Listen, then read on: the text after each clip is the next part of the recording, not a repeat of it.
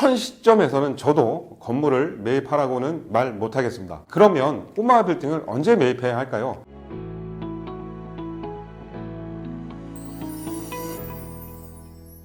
안녕하십니까, 힘찬TV의 힘찬입니다. 요즘 금리 이슈와 세계 경기 위축, 우크라이나 전쟁 등으로 국내 경기가 말이 아닙니다. 특히 부동산 경기가 장난이 아닌데요. 우리나라는 주택, 특히 아파트가 부동산이 대부분이기 때문에 5년 전으로 가격이 돌아간다. 앞으로 5년 동안은 부동산 가격이 바닥이다. 각종 매체와 유튜브에서 이런 말들이 계속 나오고 있습니다. 각종 기사와 유튜브 방송 매체는 원래 어그로를 끌어야 많은 사람들이 관심을 받게 되죠. 저는 원래 이런 기사와 매체를 잘 믿지 않는 편인데 요즘 제가 느끼고 있는 현장은 아파트 거래도 멈췄지만 꼬마 빌딩도 거래가 멈춘 상태입니다. 10월 마포구 상권에 거래된 매물은 단독 다가구가 연남동 2건, 상업용 건물은 연남동, 합정동 각각 한 건씩 2건이었습니다. 마포구뿐만 아니라 강남구도 10월에 단독 다가구가 8건, 상업용 건물이 10건만 거래가 되었고요. 성수동은 단독 다가구가 3건 거래되었고 상업용 건물은 3건만 거래가 되었습니다. 여기서 단독 다가구 거래는 기재부 유권 해석에서 10월 20일 이후 매매 계약 체결분부터 양도일 현재 현황에 따라 양도 물건을 판정하라고 나왔습니다. 현재 연남동이나 합정동, 망원동 매물 거래는 90% 이상 용도 변경 조건으로 계약을 진행했는데 이 유권 해석에서는 잔금일 전 용도 변경을 해도 잔금일에 근생으로 변경이 되어 있으면 근생 건물로 양도가 되어 1주택 비과세 혜택과 장기 보유 특별 공제가 배제가 됩니다. 그래서 단독 다가구 주인도 매매를 할 수 없는 것이고, 보통 꼬마 빌딩을 매수하는 분들은 주택 한 개가 있어요. 그러면 대출 제한과 취득세 중과를 맞게 되어 양쪽 다 매매를 할 수 없는 상황이 되었습니다. 그래서 10월에 거래된 단독 다가구 매물도 21일 전후로 계약서를 작성해서 용도 변경된 매물만 거래가 이루어졌고요. 가뜩이나 금리 이슈와 경기 침체 문제로 부동산 투자 심리가 꺾여졌는데 더욱더 부동산 투자를 할 수 없게 되었습니다. 이 유권 해석에 대해서 말이 많은데요. 아직까지 변경된 부분은 없습니다. 20년 전부터 해왔던 방식을 이제와 와서 변경하겠다는 건 좀 말이 안 되는데요.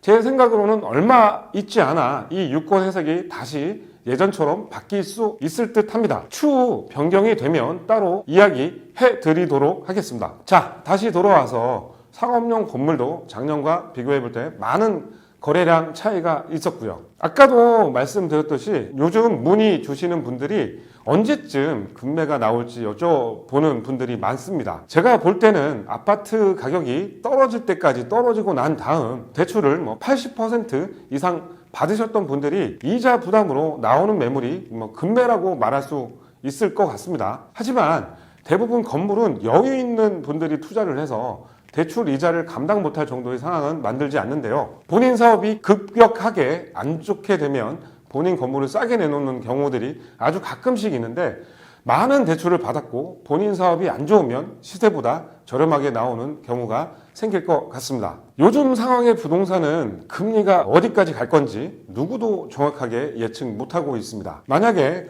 금리가 4%다 아니면 5%다 이렇게 고정만 되어 있다면 시장에 접근할 사람들이 있겠지만 금리가 안정화가 안 되다 보니 심리까지 꺾어져서 거래 자체가 없는 것 같습니다. 부동산 가격 변동은 여러 가지 요인이 있겠지만 요즘처럼 금리가 7% 이상 간다, 어떤 사람은 10% 간다 이런 말이 나오는데 누가 투자를 하겠습니까? 또 부동산은 심리적인 부분이 상당히 크다고 말할 수 있는데요. 그런데 이 심리적인 부분이 금리가 어느 정도 안정이 되면 또 많은 유동 자산을 갈 곳이 마땅치 않습니다. 이렇게 되면 또 부동산을 사려고 하는 분들이 많이 있게 될 것인데요. 우리나라 사람들 대부분 부동산으로 큰 돈을 번 사람들이 많습니다. 부동산을 팔지 않으면 하락한지도 알 수가 없어요.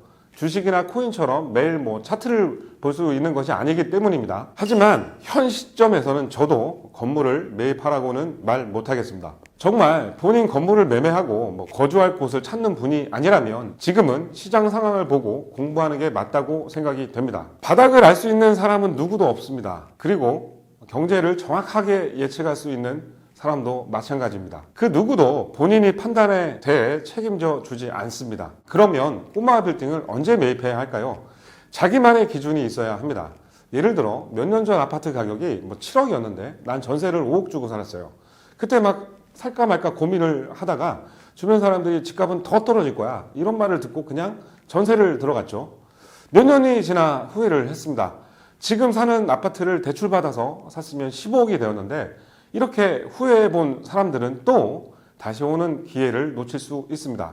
그냥 전문가나 유튜버가 사지 말라 해서 그냥 멍하니 지켜보다 또 가격이 오르면 그때도 멍하고 전문가들의 말만 듣고 행동을 안 하게 되죠. 그래서 자기만의 기준이 있어야 합니다. 예를 들어 금리가 4%까지 되면 뭐 사겠다. 아니면 우크라이나 전쟁이 끝나면 사야 되겠다. 뭐 이런 기준이 있어야 합니다. 이런 후회를 또 다시 안 하기 위해 그래서 우리는 지금 더욱더 공부를 해야 할 때입니다. 건물은 아파트와 많이 다릅니다. 아파트는 5년 전 가격으로 내려왔다. 뭐 이러면 바닥이라고 생각하고 매입을 할 수 있겠지만 건물은 각각의 입지, 구조, 임차 현황에 따라 다르기 때문에 얼마에 사는 게 바닥인지 알 수가 없습니다. 그래서 건물을 매입하고 싶은 분들이라고 하면 이 시기에 내가 사고 싶은 지역에 대해서 공부도 하고 어떤 매물을 사서 어떻게 이쁘게 만들어서 재매각을 할지 뭐 보유하면서 어떻게 하면 수익을 더 많이 발생할 수 있을지 시장 추이를 보면서 내게 맞는 건물을 찾을 때라고 생각이 듭니다.